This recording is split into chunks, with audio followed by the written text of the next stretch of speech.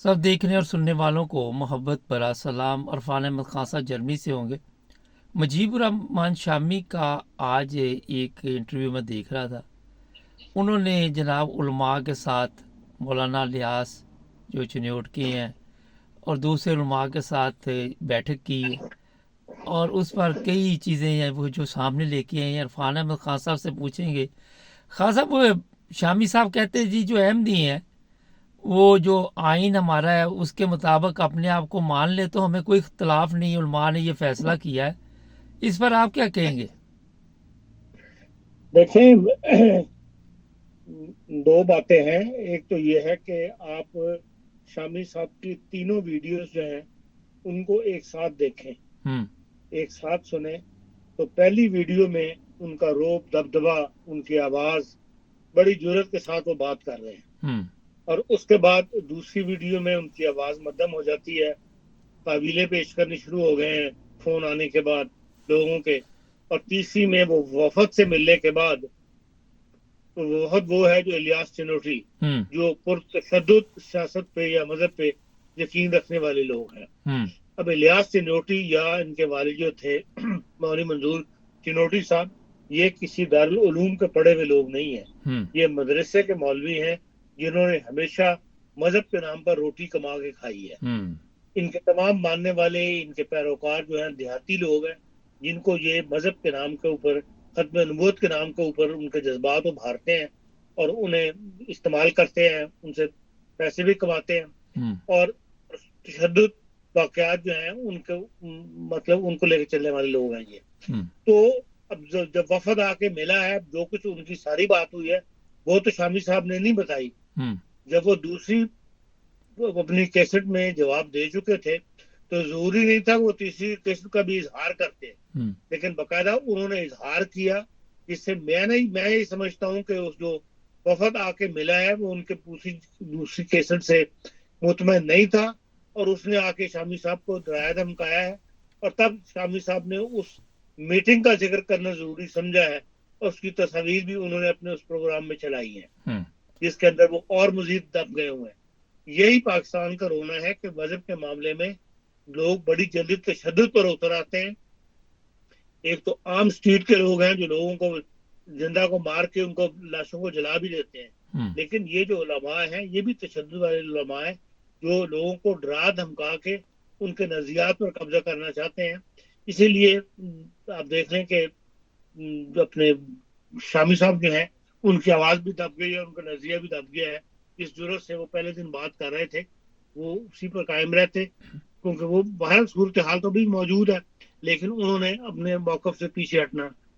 अब जाहिर पढ़ा लिखा आदमी है तो डिप्लोमेटिक वे उन्होंने इख्तियार किया है, लेकिन आप रिजल्ट देखें एंड, तो वो अपने मौकफ से पीछे हटे हैं।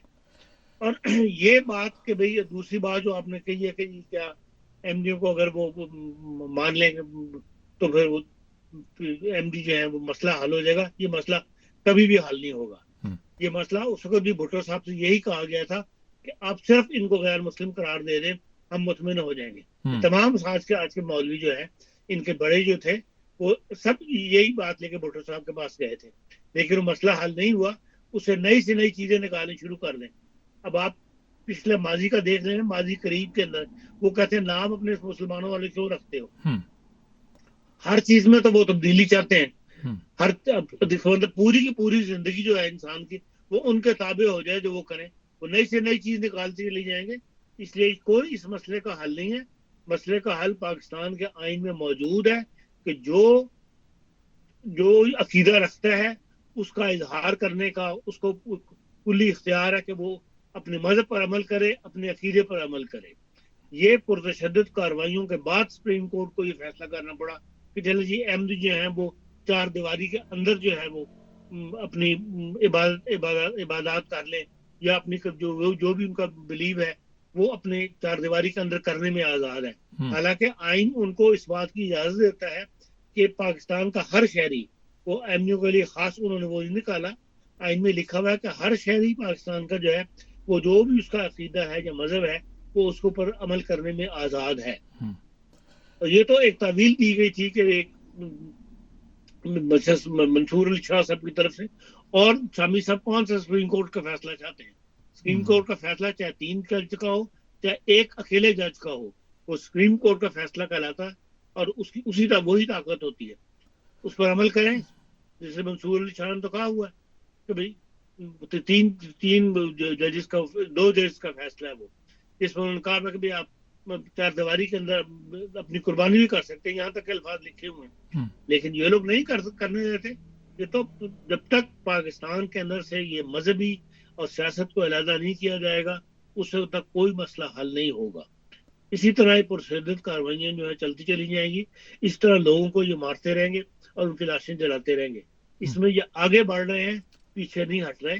ان کو آنکھیں کھل جانی چاہیے کہ خالی ایم یو کا مسئلہ نہیں رہا، یہ بڑھتے بڑھتے اب کامن اس تک آ گیا ہے کہ بھئی مذہب کا تشدد جو ہے وہ مذہب اس قدر شامل ہو گیا کہ کوئی بات کرنے کے بعد لوگ اکٹھے کر لو اور اس بندے کو مار دو اور اس کے خلاف اقدام اٹھا دو. کوئی جو ملکی قانون ہے اس کی کوئی اہمیت ختم ہوتی جا رہی ہے، اور ملکی قانون کی اہمیت جو ہے وہ یا تو پارلیمنٹ معاور کروا سکتی ہے یا پھر سپریم کورٹ آف پاکستان جو ہے وہ ایسے مقدمات کی اوپر تلے کاروائی خود کا نوٹس لے اور پھر کاروائیاں کر کے پوچھے کہ بھئی کیوں یہ ایسا ہو رہا ملک کے اندر. تب ایک فضا بدلنی شروع ہوگی. اب جتنے بھی ایم ڈیوں کا کیس ہوئے ہیں جنہوں نے قربانیاں کی ہیں، گوشت اٹھا کے لے گئے ہیں، اس پہ سپریم کورٹ کو از خود نوٹس لینا چاہیے تھا، کیونکہ اس کے قانون کی خلاف ورزی ہوئی ہے، اس کے فیصلے کی خلاف ورزی ہوئی ہے سپریم کورٹ کے جج کے. تو از خود نوٹس لیتے تو پھر یہ یقیناً اس بارے میں سوال اٹھتا اور یہ کاروائیاں بند ہوتی یا کم از کم ہوتی، یا آئندہ کے لیے محتاط ہوتے کہ ہاں یار ہم پکڑے جائیں گے، سپریم کورٹ ہم سے پوچھے گی. اس لیے حکومت کو اور سپریم کورٹ کو جو ہے اپنے کیے ہوئے فیصلوں کے اوپر ہی کم از کم قائم رہنا چاہیے اور بر وقت اقدامات اٹھانے چاہیے، پھر کسی نئے فیصلے کی ضرورت باقی نہیں رہتی. جی خان صاحب، ایک بڑا اہم سوال ہے، یہ سپریم کورٹ کا آپ کو بھی پتا ہے، سب کو پتا. تو شامی صاحب کا تو تعلق صحافت سے ہے، پھر بھی وہ کہہ رہے ہیں کسی عدالت میں چلے جائیں. اب کس عدالت میں جائیں وہ یہ نا ڈر کے بات کر رہے ہیں. اچھا. دیکھیں نا پہلے دن وہ مولویوں کا نام لے کے پکارے تھے، جیسے تقی عثمانی صاحب، مجیب الرحمان صاحب، مفتی منیب الرحمان صاحب، کہ بھئی آپ آئیں ان لوگوں سے گفت و شنید کریں. آج وہ موقف سے پیچھے ہٹے ہوئے ہیں. گفت و شنید کیا ہوتا ہے؟ مذہب پہ آ گئے وہ قادیانیت کہ جی ہم قادیانیت کی بات پہ ہم اس سے پہلے وہ معاشرتی حقوق کی بات کر رہے تھے، آج وہ پھر مذہب پر آ گئے ان 2 ویڈیوز کے اندر. خان صاحب، ایک بڑا اہم سوال ہے یہاں پہ کہ ذوالفقار علی بھٹو کی کابینہ کو تو انہوں نے جس طرح بھی فیصلہ کروانا تھا کروا لیا، لیکن جب پاکستان بنا تو اس وقت قائد اعظم کو بھی تو پتا تھا نا کہ یہاں پہ احمدی آ رہے ہیں، احمدی رہ رہے ہیں، اور سر ظفر اللہ خان بھی احمدی تھے. تو انہیں کیوں نہیں اختلاف پڑا جو ان کو آج مصیبت سب کو پڑی ہوئی ہے؟ دیکھیں قائد اعظم مذہبی آدمی نہیں تھے. ان کا طرز زندگی، ان کا طرز معاشرت جو تھا وہ انگریز سے ملتا جلتا تھا. وہ نہ وہ مطلب اسلام میں اس قدر انزال تھے. وہ تو انسانی مساوات جو ایک سوسائٹی کا، ایک پڑھی لکھی سوسائٹی کا حصہ تھے، اور پڑھی لکھی سوسائٹی اسی کے مطابق وہ باتیں کیا کرتے تھے. یہ تو بعد میں جو پنجاب کے جاگیردار جن کو جاگیریں ملی ہوئی تھیں اور وہ سیاست میں مسلم لیگ پر حاوی ہو گئے، انہوں نے رخ بدلا اور لیاقت علی کو انڈر پریشر لیا ہے. قائد اعظم کو بھی انڈر پریشر لانے کی کوشش کی ہے، لیکن وہ انڈر پریشر کسی کے آتے نہیں تھے. لیکن وہ کیونکہ محسن تھے، ملک انہوں نے بنا کے دیا تھا، بنانے میں پیش تھے اس تحریک کے اندر، اس کی قیادت کر رہے تھے، اس لیے ان کے آگے کوئی نہیں بولا. یوں ہی ان کی وفات ہوئی ہے، لیاقت علی خان جیسے آ گئے تو ان کو لوگوں نے پریشرائز کر دیا. اور یہ ساری مصیبت ہی پنجاب نے ڈالی ہوئی ہے پہلے دن سے، جب سے پاکستان بنا ہوا ہے. اس وقت کے جاگیردار جو اس وقت کے جو لوگ سیاست میں تھے انہوں نے اس کا رخ بدلا، اور پھر یہ آپس کی جو سیاست تھی پنجاب کی، شروع میں جو دولتانہ اور مرکز کے درمیان، دولتانہ پنجاب میں تھے اور مرکز کی حکومت کے درمیان، جو انہوں نے اس کو گرانے کے لیے دولتانہ صاحب نے سیاست کو جو مذہب میں استعمال کیا، اور جس کا نتیجہ یہ وہ بڑھتے بڑھتے اب یہ ہے کہ آگے جو فوجی حکمران آئے ضیاء الحق جیسے، انہوں نے اس کو اور زیادہ ہوا دی. تو جس کا نتیجہ یہ ہے کہ بڑھتے بڑھتے اب یہاں تک آ گئے ہیں کہ بھئی کسی کی جان مال محفوظ نہیں ہے. اس کو چاہے رستے میں روک لیں کہ بھئی تم نے، عورت نے تمہیں یہ لباس کو ایسا پہنا ہوا ہے، تم بھی ہر چیز پہ تو حاوی ہو گئے. نام تک کہتے ہیں جی ہم اپنی مرضی کے رکھیں. لباس جو ہے وہ بھی جو علماء ڈسائڈ کریں وہ لباس پہنا جائے. اس قسم کی گفتگویں شروع ہو گئی ہیں. تو یہ پرتشدد مذہب کے اندر تشدد کا عنصر جو ہے مسلسل بڑھ رہا ہے. اور اس کے اندر میں سمجھتا ہوں کہ اسٹیبلشمنٹ بھی انوالو ہے. اسٹیبلشمنٹ ایسے لوگوں کو پکڑتی ہے جو جاہل ہیں, جو صرف بولنا جانتے ہیں. ورنہ پہلے بھی شروع سے ہی اسٹیبلشمنٹ نے مذہب کے اندر مداخلت رکھی ہے. پہلے جماعت اسلامی کی معرفت رکھی تھی, لیکن جماعت اسلامی میں کیونکہ پڑھے لکھے لوگ تھے وہ اس قسم کی کارروائیوں کے اندر مار دھاڑ میں شامل نہیں ہوتے. اس لیے انہوں نے ان کو اس پر سے ہاتھ اٹھا گئے. پھر یہ ختم نبوت کے نام پہ تیار کی ان لوگوں نے, اسٹیبلشمنٹ نے. خان اب صاحب ان کل میں سے دم نکل گیا, وہ لوگ بالکل فارغ ہو گئے. لوگوں کو پڑھے لکھے مولوی نہیں تھے, اس لیے کوئی پاپولر نہیں ہو سکے. تو اب انہوں نے یہ نئی کھڑی کر دی ہوئی ہے جو تحریک لبیک والے ہیں. یہ بھی جاہل ہیں, لیکن یہ تو کھلم کھلا تشدد واقعات کے لیے قائل ہیں. کبھی جو ہماری بات نہیں مانتا وہ سر تن سے جدا لے کے نعرے لے کے میدان میں نکلے ہوئے ہیں, جس سے ایک دہشت پھیلتی چلی جا رہی ہے. خان صاحب اصل میں تو اسٹوڈنٹ کو قابو کرنے کی ضرورت ہے. خان صاحب یہ بتائیے کہ شامی صاحب ایک طرف کہہ رہے ہیں کہ وہ اپنی نماز جو بھی عبادت ہے چار دیواری میں کریں. ویسے تو میں نے پچھلے پروگرام میں بتایا تھا کہ دوسری طرف وہ کہہ رہی ہے مسلمان نہیں, تو مسلمانوں کے علاوہ بھی کوئی نماز, روزہ, زکوٰۃ, اذان, حج کرتا ہے؟ نماز ان معلوموں کو پتا ہے کہ یہ نماز پڑھتے ہیں, ان کی یہ عبادت ہے. وہ اس کو جو مرضی نام دے لیں, لیکن بہرحال ہم تو نماز ہی پڑھتے ہیں اور نماز ہی کہتے ہیں اس کو. اس لیے انہوں نے بھی نماز کا لفظ استعمال کیا ہوا. دیکھیں یہ سب جانتے ہیں, چاہے حامی صاحب ہوں چاہے کوئی ہو, کہ ہمارا فقہ کیا ہے. ہماری تمام جو سنیوں والے امام ابو حنیفہ والے تمام باتوں پر ہم یقین رکھتے ہیں اور اسی کو ہم فالو کرتے ہیں. یہ سب جانتے ہیں, یہ نہیں کہ نہیں جانتے یہ لوگ, لیکن بس ایک مخالفت ہے کہ بھی صرف اس لفظ کے اوپر کہ جی صلی اللہ علیہ وسلم کے بعد کوئی نبی نہیں آ سکتا. اور یہ بھی جانتے ہیں کہ ہمارا موقف اس معاملے میں کیا ہے, لیکن اس کا اظہار نہیں کرتے. ایک بس قوم کو اندھا بنایا ہوا ہے اس نام کے اوپر کہ لا نبی بادی والی کا جو تشریح وہ کرتے ہیں, بس وہی چلنی چاہیے. خان صاحب اگر یہ احمدیوں والا چورن نہ بیچے تو ان کے پاس کچھ رہ جاتا ہے علماء کے پاس اس کے بعد؟